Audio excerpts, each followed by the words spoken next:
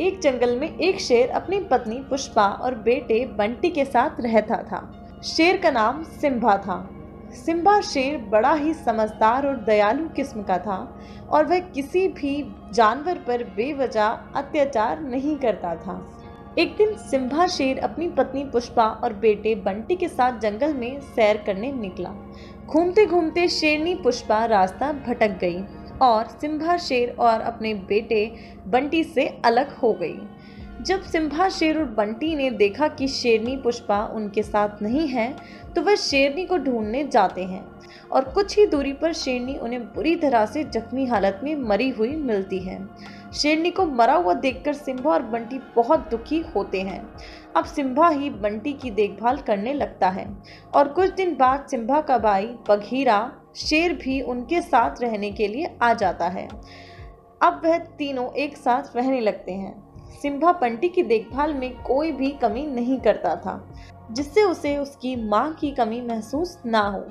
एक दिन सिम्बा बंटी और बघीरा शेर के साथ जंगल में शिकार पर निकलता है और शिकार करने के बाद वह तीनों अपना अपना भोजन लेकर वापस लौट रहे होते हैं कि रास्ते में आते हुए उन्हें एक पागल भैंसा दिखाई देता है और वह पागल भैंसा बहुत ही गुस्से में था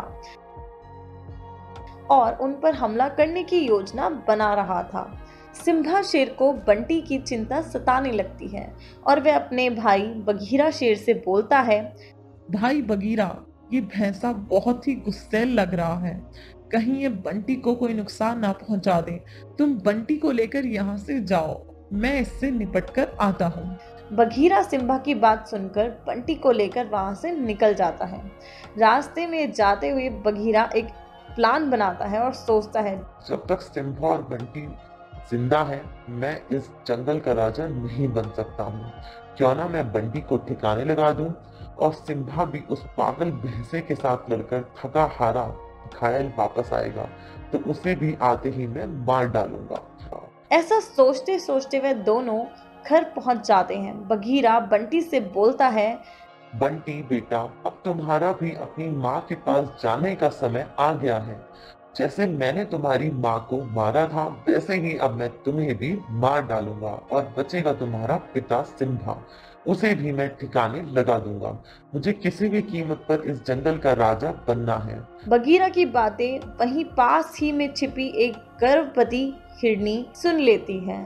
अरे अरे, ये कितना निर्दय भाई है। जंगल का राजा बनने के लालच में बिल्कुल ही अंधा हो गया है और इस बच्चे पर भी इसको बिल्कुल रहम नहीं आ रहा है। मुझे जल्दी से जाकर महाराज सिम्बा को ये बात बतानी होगी।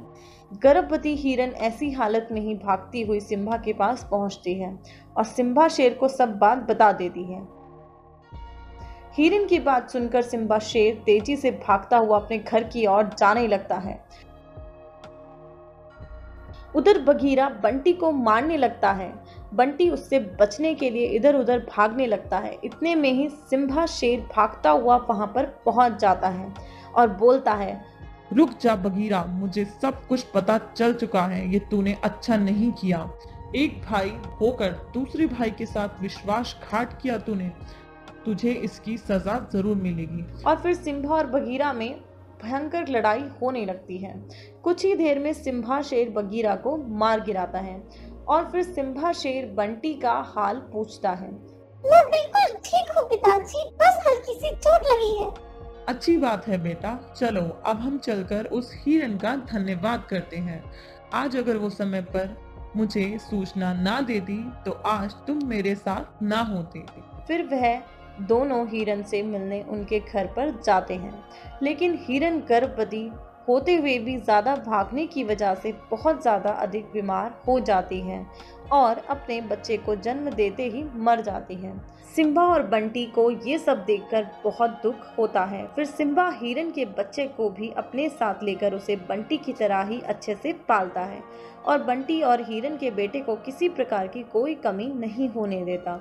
सभी खुशी खुशी से उस जंगल में रहने लगते हैं।